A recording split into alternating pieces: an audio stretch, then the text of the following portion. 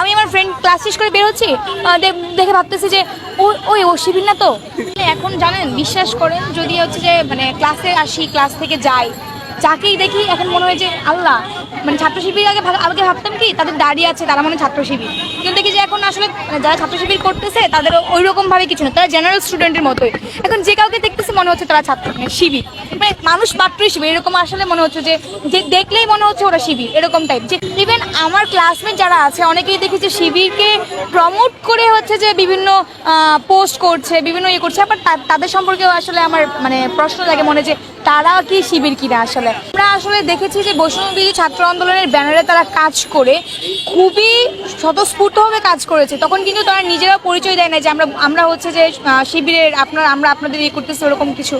তো আমরা তাদের সবগুলো কাজই এখনো পর্যন্ত ইতিবাচক দেখেছি। আপনারা জানেন যে আমাদের প্রথম যে 15 জুলাই, এই 15 জুলাই আসলে নারী শিক্ষার্থীদের উপরে যেভাবে নির্মমভাবে বর্বরভাবে হচ্ছে ছাত্রলীগ এবং টুকাই সন্ত্রাসীরা যেভাবে হামলা চালাইছে, আসলে প্রথম কিন্তু সবার মানে সারাটা জেগেছে আসলে এই 15 জুলাইয়ের পর থেকেই। 15 জুলাই যখন আসলে এই হামলা করা হয়েছে এবং বিভিন্ন ছবি যখন ভাইরাল হয়েছে, ডিসি চত্বরে দেখেছেন যে দুইটা বাস দাঁড়িয়েছিল, সেই বাসের এখানে কতগুলা মানুষ একসাথে হচ্ছে যে মানে জড়ো হয়েছিল, এবং সেখানে একটা আপু, নাম হচ্ছে তন্নি, রোকেয়া হলের একজন আপু, সে হচ্ছে যে এইভাবে মানে কুচু হয়েছিল, তাকে তখনও মারছিল এবং দুইটা আপুকে সরাসরি পিছন দিক দিয়ে মারছিল। এরকম যখন ছবি স্থিরচিত্র যখন ভাইরাল হয়, তখন কিন্তু মানে এই 15 তারিখের পরেই কিন্তু মোটামুটি সারা দেশে সেই আন্দোলনটা ছড়িয়ে পড়ে। তো এই যে আসলে 15 তারিখে যে নারীদের উপরে এই হামলা হয়েছে, তখন বিশ্ববিদ্যালয়ের প্রশাসন যারা ছিলেন এবং এখন যারা বিশ্ববিদ্যালয় প্রশাসন আছেন, কারোরই কিন্তু কোনো পদক্ষেপ আমরা এই পর্যন্ত দেখতে পাইনি। তারা তখন যখন প্রশাসন ছিল তখন বলতেছে যে ক্যাম্পাস আমাদের নিয়ন্ত্রণে নেই, এবং এখনকার ভিসি বা যারা প্রক্টর আছেন তারাও কিন্তু সেটার সুষ্ঠু তদন্ত করে এখনো পর্যন্ত কাউকে বিচারের আওতায় নিয়ে আসেনি। সব থেকে দুঃখের বিষয় এইটা যে আমার ক্লাসমেট যে হচ্ছে ওই হামলার সাথে সরাসরি জড়িত ছিল, সে এখনো কোনো মামলার আওতায় আসে নাই, কোনো আইনের আওতায় আসে না, এবং তারাই আমাদের সাথে বসে ক্লাস করতেছে, এবং সবার এত আবেগ, এত ভালোবাসা ওদের প্রতি যে ওরা হচ্ছে গণক্ষমা করে তাদেরকে ক্লাসে আসার সুযোগ করে দিয়েছে।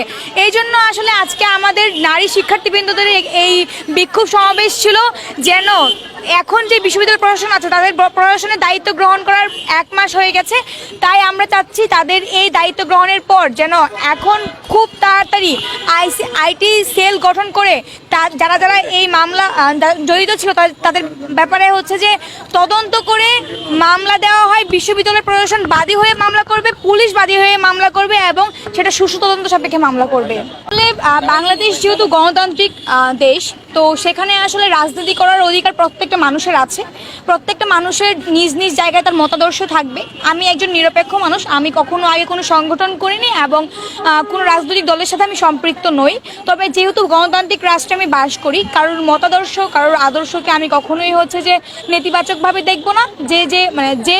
যে যার জায়গা থেকে তার মতাদর্শে থাকতেই পারে। সেই জন্য এখন তারা আসলে আত্মগোপনে ছিল, তারা নিজেদেরকে প্রকাশ করেছে। তারা হয়তো 16 বছর 17 বছর নিজেদেরকে প্রকাশ করার জায়গাটি পায়নি, তাদেরকে খোলসের আবরণ থেকে মুক্ত করার সুযোগ হয়নি, এখন তারা পেয়েছে।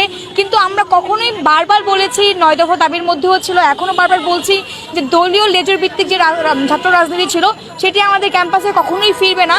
সেটি যদি কখনো আবার ফিরে, সেটা নিয়ে আসলে আমরা সবসময় সোচ্চার থাকবো। আমরা চাই ডাকসু ভিত্তিক যেই ছাত্র রাজনীতি আছে সেটি থাকবে এবং সুষ্ঠু রাজনীতি থাকবে। এখনো পর্যন্ত আমার চোখে পড়েনি যে ওরা কোনো কাজ করছে সেটা দৃষ্টিকটু বা খারাপ।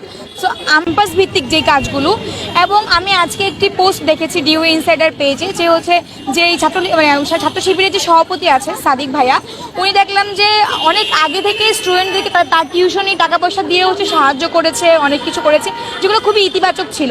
হয়তো তিনি তার নিজেকে রিভিল করেনি, কিছু করেনি, সাধারণ শিক্ষার্থী হিসেবেই ছিল।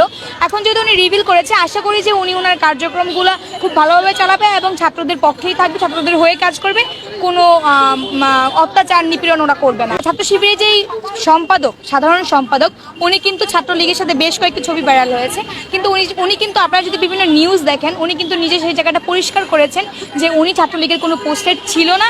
হয়তো অভিবাদন জানাতে বা শুভেচ্ছা বিনিময় করার জন্য উনি সেই ছবিটি দিয়েছিল, এবং সেই ছাত্র শিবিরের সাধারণ সম্পাদক হিসেবে এখন তার নিজের পরিচয়ে তো এখন দেখা যাবে আস্তে আস্তে যেহেতু শিবির তার আত্মপ্রকাশ করেছে, কে শিবির সত্যিই কিন্তু প্রকাশ পাবে এবং পূর্ণাঙ্গ কমিটিও হয়তো বা খুব তাড়াতাড়ি আসলে প্রকাশ পাবে। আচ্ছা, আগে একটা শিবিরের নাম শুনলে যে কেমন কেমন লাগতো, আর এখন বর্তমানে এই আসলে এখন অনুভূতিটা আসলে কেমন? কোনো আতঙ্ক অনুভব করছি না, যেহেতু আসলে ওরা আমাদের হয়েই কাজ করছে, আমাদের সাথেই কাজ করছে, তো ওইভাবে আতঙ্ক অনুভব করছি না। তবে আসলে দেখেন যে আপনারা যখন সম্প্রীতির বাংলাদেশে একটা শাহবাগে প্রোগ্রাম হয়েছিল, সেখানে কিন্তু সাদিক ভাইয়া হচ্ছে যে বক্তব্য দিয়েছিল, তো তখন আসলে দেখবেন যে ওনার জনপ্রিয়তা কত, এত মানুষ মানে হচ্ছে তার মানে এত মানুষ চিল্লায় উঠছে তখন যখন সে বক্তব্য দিতে আসছে।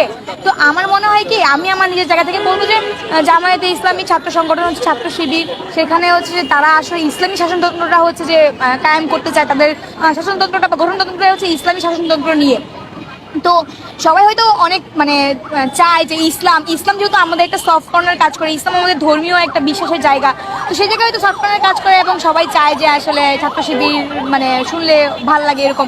কিন্তু যদি ভোট যায় দিন শেষে, তখন গিয়ে দেখবেন যে আসলে যারা পরিচিত বাংলাদেশে, আসলে যারা খুবই পরিচিত ফেস তারাই ভোট পাবে। তারা যে পাবে তখন যখন বলবে যে এই তোমরা বুরকা পরো, এই তোমরা হচ্ছে যে পাঞ্জাবি পায়জামা পরে তোমাদেরকে আসতে হবে, ঘুরতে হবে, ফিরতে হবে, তখন কিন্তু কেউ দেখবেন যে এটাকে প্রমোট করতেছে না। সবাই লিবারিজম চায়, কেউ কিন্তু চায় না যে তার উপরে হচ্ছে যে কেউ কোনো চাপিয়ে দেওয়ার সিদ্ধান্ত আসো। এই তো।